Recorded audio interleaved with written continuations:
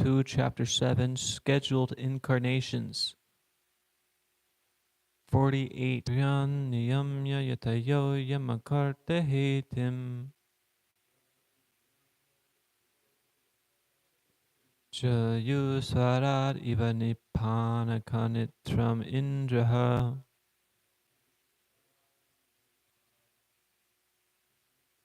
Sarvyan niyamya yatayo yamakarte hetim. Jayu swarat iva nippana kanitram indraha. Swarat. Swarat.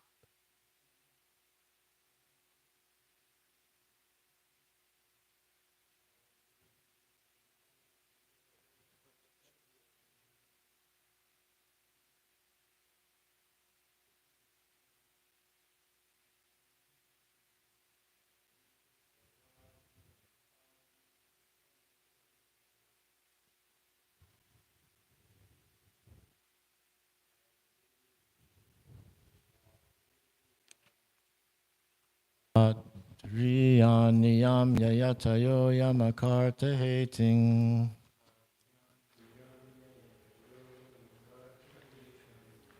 Jayu sarati vanipana kanitramindraha. Jayu sarati vanipana kanitramindraha. Sadrin niyam yantayo yamakarta hetim. Jahyu svaradiva nipana kanitram indraha.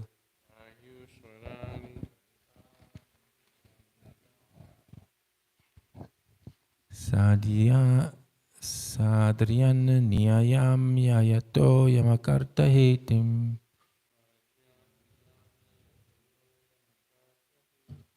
Jayu svaradi vanipanam kanitram indra.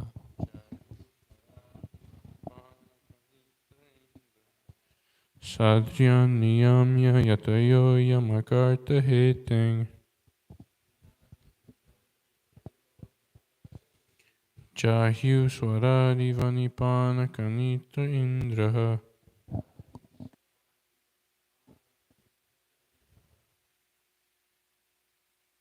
Shri Gaura Ki Jai.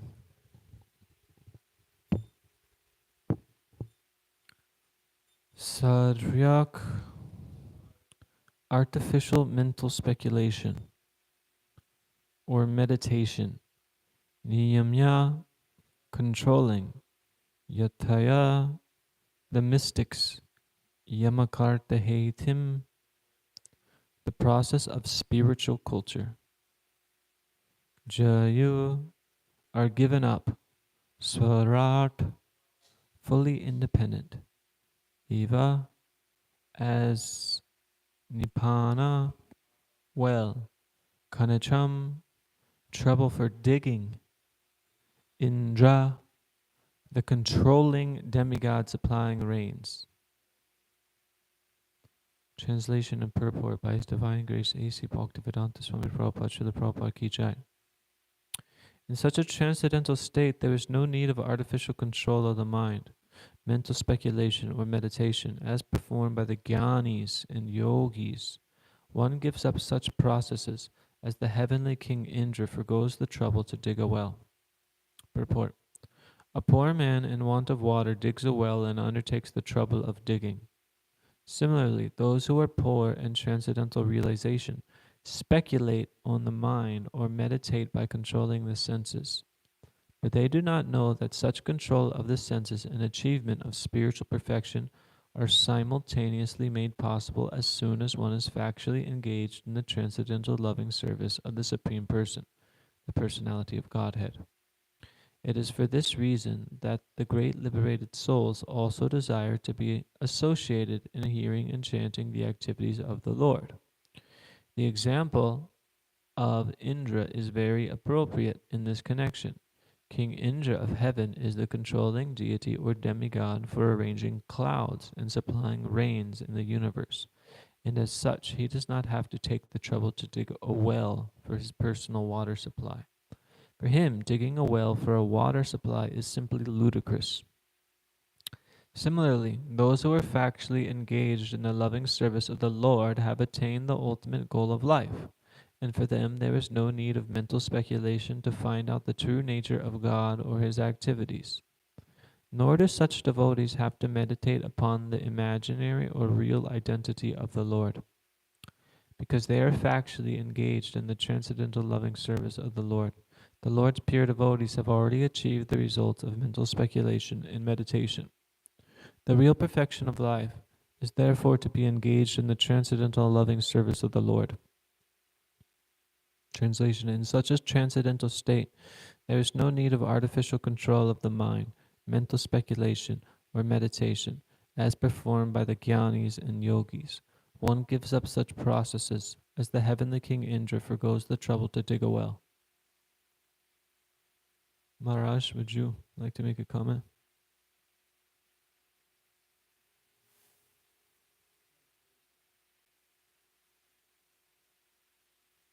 That's okay.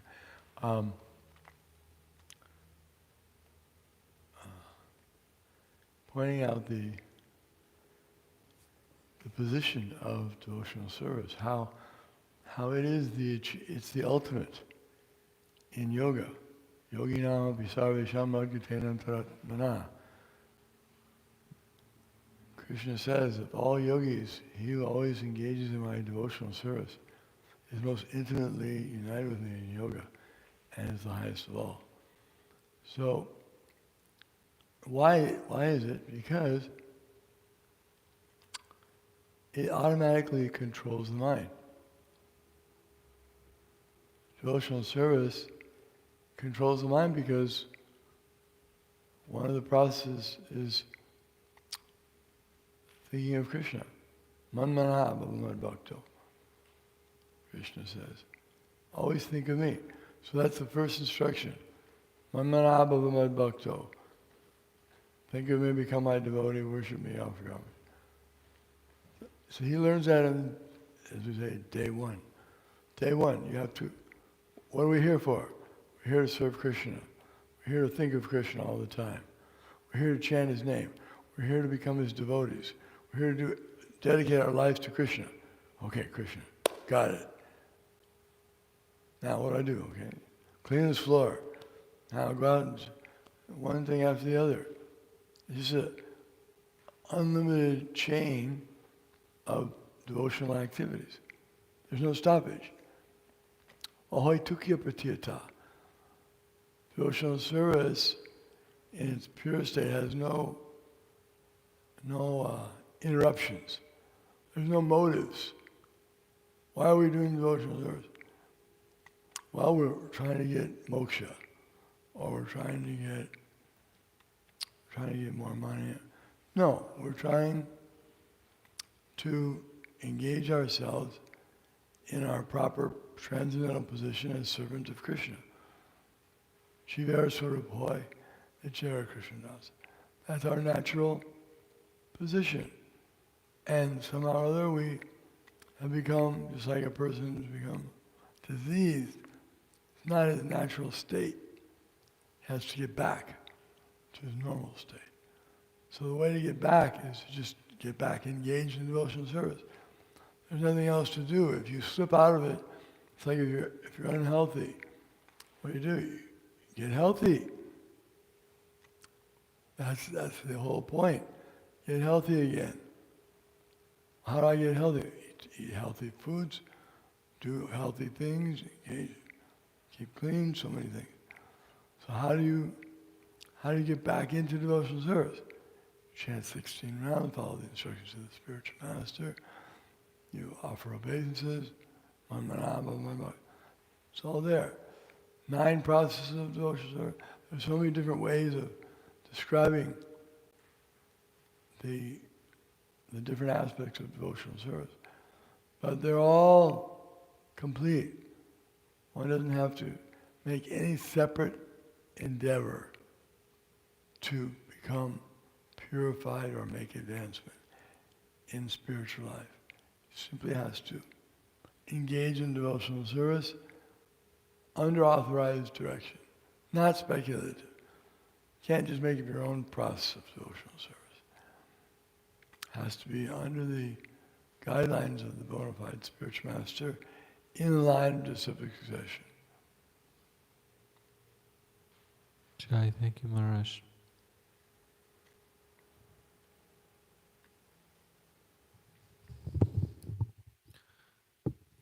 The other night, during Bhagavad Gita class, the point came up, we were talking about how devotional service is both the means and the goal. So it's like a race and it's like the finish line. So it's the means that you take to get where you want to go, but actually when you get where you want to go, you'll be doing the same thing of devotional service. So like Maharaj said, the first day, you might be told to sweep the floor and chant Hare Krishna. It's not what you get to some point that you give these things up. Still, when one is fixed in a transcendental state, he'll do the same things. He's doing devotional service for Krishna. The only thing that changes is the consciousness. It becomes more refined, more purified from any selfish desires or selfish motives or speculations, freed from anarthas, the things that impede our consciousness, freed from the enemies of the mind, such as lust, anger, and greed. So this is why people take to meditation, is to bring the mind under control, to find more peace and balance in their lives. And meditation's not bad, it could be good, but on the absolute plane, like this is mentioning, it's pretty much useless, because the point of life is to develop love and attraction for the Supreme Personality of Godhead. And there's a story in this connection that I've heard. One time, Narada Muni was going to visit Vrindavan. And when he arrived in Vrindavan, he saw all the gopis sitting on the bank of the Yamuna. And they were erect back, sitting up straight, fixed meditation, eyes closed. And Narada Muni said, what are you doing? You're just gopis, little cowherd women. Why are you trying to meditate? Become yogis. And what did they say? They said, we're trying to forget Krishna. So we're trying to meditate and do things to think of Krishna, to remember Krishna. The gopis are so absorbed in Krishna that, when Krishna leaves them, they're so disturbed and distraught. They're trying actively to forget him. This is how much that they love Krishna. So Lord Chaitanya, who is Krishna himself, he taught that the highest form of worship of Lord Krishna is, in fact, these gopis of Vrindavan, who are loving Krishna in the highest attainable way, in the highest rasa, with the most exchange of love and devotion. So we should strive to follow in that line. And how do we do that? We have so many wonderful acharyas who, some of them, their identities have been revealed in the spiritual world as being manjaris, assistants of these gopis, or gopis themselves.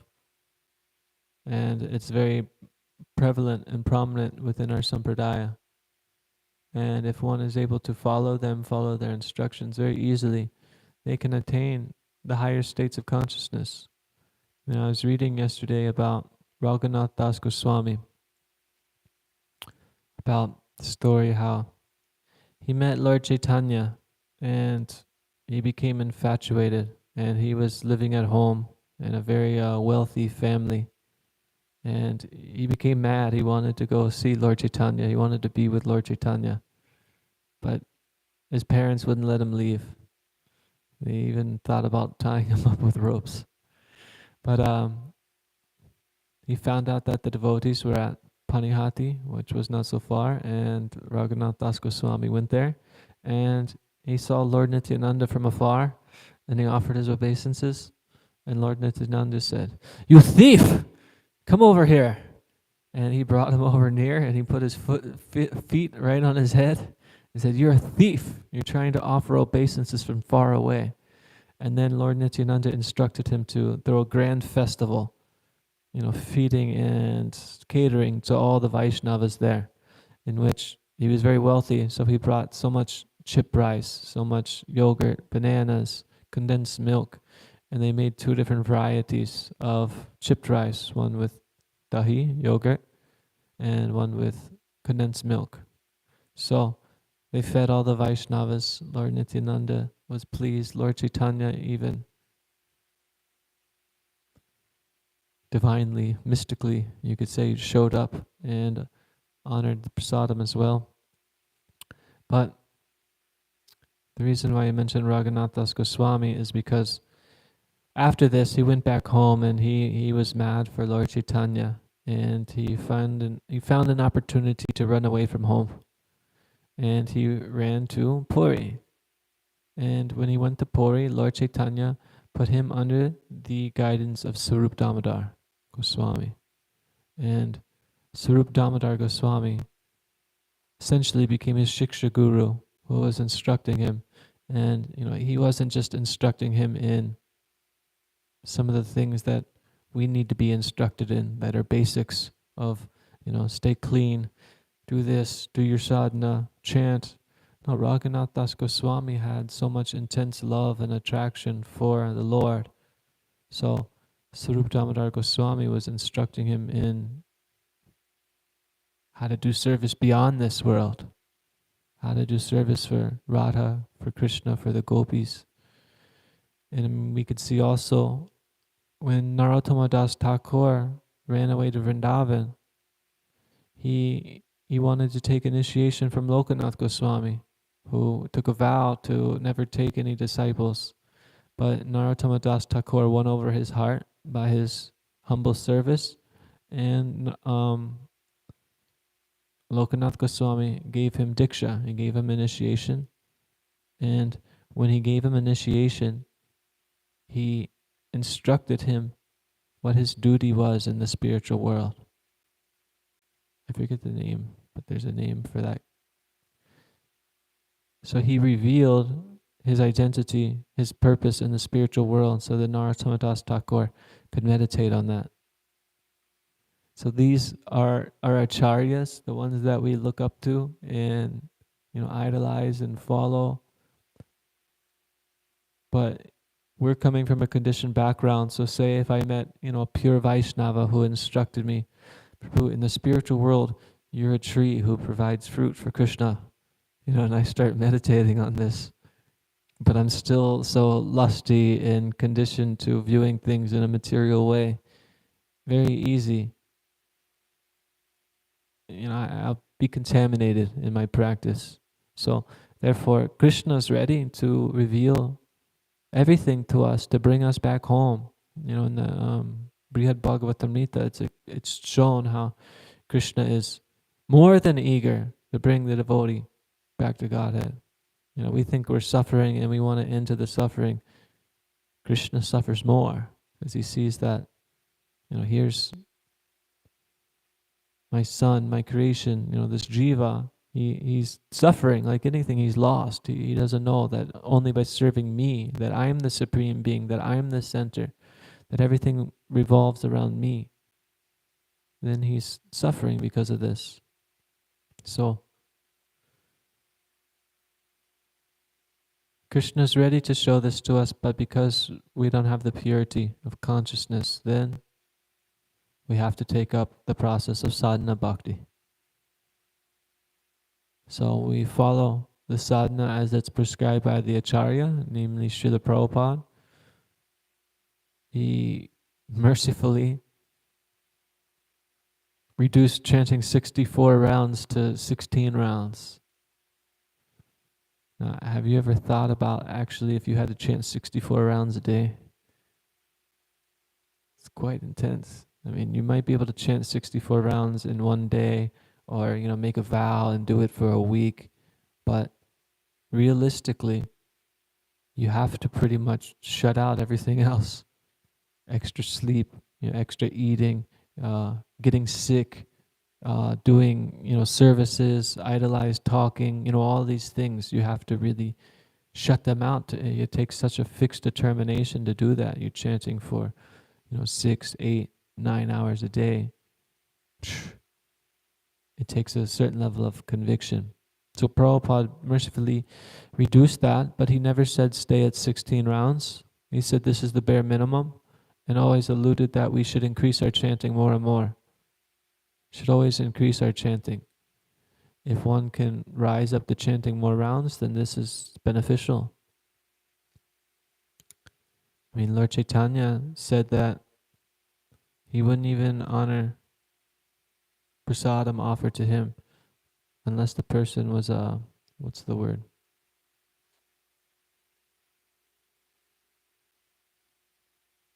A lakpati, meaning one who chants 100,000 names of the Lord. So this is the goal, to take shelter of the holy name, to chant more and more. And I was hearing something yesterday. I was listening to a lecture, and somebody made a comment, trying to remember what it was, but it was by Bhaktisiddhanta Saraswati Thakur. And he described how Bhaktisiddhanta Maharaj said that you can essentially gauge your faith, or one's faith, by how much shelter, or how much rather energy they put into Sankirtan, into the holy name, to the propagation of the holy name, to sharing the holy name, to taking shelter of the holy name, because this is everything, actually. Bhaktivinoda Thakur, he describes how, there's nothing, these three worlds, lower, middle, upper planetary systems, other than the holy name. But because we're illusioned, then we're seeing things externally, and we become bored. We think chanting is a chore, so then I want to scroll on my phone. I want to, look at beautiful women or men, the opposite sex, or I want to watch sports, things that entertain us in the now. They help us forget our problems. But as soon as these temporary distractions leave our sight, then the problems come again. So the sooner that we can just bite the bullet, per se, and accept these tenets and really apply ourselves to sadhana bhakti, it's for our best interest. Anything other than that actually creates more suffering and more bondage. One time I was listening to Vaisheshika Prabhu, and he was making the point that we've come so far to accept devotional service, to live at a temple, to accept the cloth of a Vaishnava, all these different features, but we may not be pure, and we have other desires, but we give in to these desires, and I forget the whole context what he said, but essentially it just makes you weird. Because, it makes it hard. You're accepting devotional service, you give up your material life, but you don't take devotional service fully, which will bring you happiness, but you're hesitant to do it because it's a struggle. So then you take the little distractions, and then these things are just, adding insult to injury. It piles more anarthas on, when the whole goal is to remove these anarthas. So these anarthas are these weeds that are blocking our bhakti lata beach, this creeper of devotional service. And the only reason why we wouldn't want to remove these anarthas is because of the false ego. The false ego builds up this big barrier that protects me from facing reality that I am an insignificant servant. Completely insignificant. I mean, just think about how many people are in the world. And, we're one of like 7 billion people. But that's just like a material aspect, from a human platform, from a living entity platform. There's nearly infinite living entities within the material world. And we're just one of them. Just one. I mean, imagine, you go to a beach. Can you count the grains of sand at the beach? No. You can count there's a beach. There's one. So the beach is Krishna. We're just like a little tiny grain of sand. Nothing. So Krishna may give us some service that fits our propensity. We may do it well. We may do something nice. And it's very easy to get puffed up. But Krishna should, we should strive to be humble. And how do we develop humility? We have to be honest. How do we be honest? We be honest and realize that I'm nothing. And not in a way where we become morose and depressed, or putting ourselves down, trying to imitate how like the acharyas speak. They're just giving insight to their high level of realization, because the more you realize of Krishna and how great he is, the more you realize how insignificant you are. The more you forget Krishna, the more you think how much your little life is the center of the world, the center of the universe. And that's just not for us, that's for the ants, the squirrels, the birds. They think that their world that they live in is everything. It's everything, it's the biggest thing. So similarly, it's easy to fall into that trap even within devotional service and think we're the greatest. But to be honest means to see that Krishna's great and that we're not great. So we don't artificially have to cultivate that. So we can pray to the acharyas to see that for real, rather than trying to artificially imitate that. The nature of this false ego is to lock us up, to keep us blind from the truth. And it's very, very, very subtle. And if we just think it will go away on its own, it's going to be tough. And we have to take shelter of devotional service. We have to engage our senses in the master of the senses. Rishikena Rishikesa, Sevanam Bhaktir Uchite, rendering favorable service. Then, by doing this devotional service, like Maharaj mentioned, no extra activities are required. Then all of our false designations will be lifted, will become purified. But we have to be eager for this. We have to be eager. If we just drift through thinking that, it's going to work, it's probably not going to work. We have to be eager. Srila Prabhupada, he uses the word, he stresses lolyam, greed. We must be greedy to attain Krishna, for service for Krishna.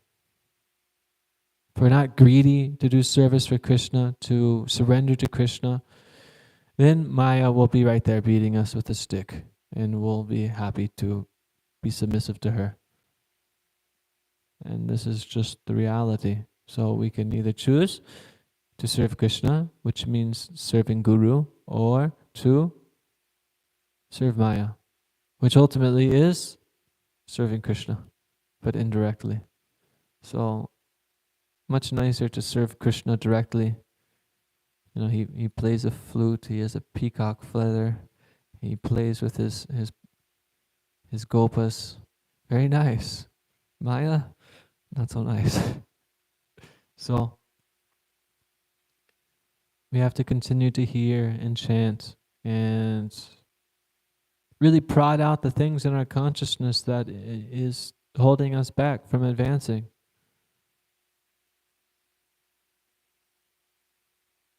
It's like this false ego, it keeps us blind, but if you really ask yourself, why am I not advancing? Usually it's not so hard to tell. I have this attachment, I have this habit, I know it's not good, but I do it anyways. Why does this happen? Krishna talks about that this is because of lust, due to the mode of passion, rajoguna. So, due to association with the lower modes of material nature, our consciousness becomes polluted. We become lusty, angry, deluded, bewildered, lose our memory, and we fall down just thinking, I am just a body. This body of flesh and stool and bones is me. So, it's a few thoughts.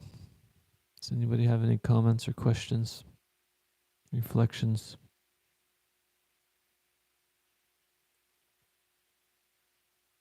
So the Srimad Bhagavatam, so nice. It's the answer for all of our ailments. It shows everything that we need, how to approach the Lord from so many different angles. And it's described that these first two cantos are like the Lord's feet.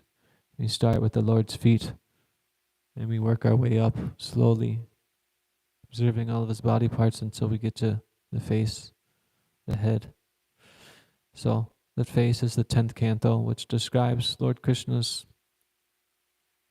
character, his personality, the way he deals with his devotees, how he's filled with charisma and wit and strength and beauty, how he attracts many different devotees, how he liberates many different devotees, how he liberates the demons who are actually devotees. Krishna's wonderful. And sometimes we have to hear things that really jolt us to take a deeper look about why we're in the situation that we're in, so that we can proceed to Krishna. This is what Krishna wants, is us to drop everything and surrender unto him. And one great meditation is to meditate on how Draupadi, she was being disrobed. Here's a tiny little beautiful frail woman, and then here's a big strong bulky warrior, and he's pulling off the cloth. Now how long can she hold on? And she's trying and she's trying, and then eventually she gives up and she throws her hands up, like, hey Govinda. So this should be our mentality, especially when we're chanting japa. Srila Prabhupada said that when we chant japa, it should be like a baby crying out for its mom. So the baby's completely dependent on the mother.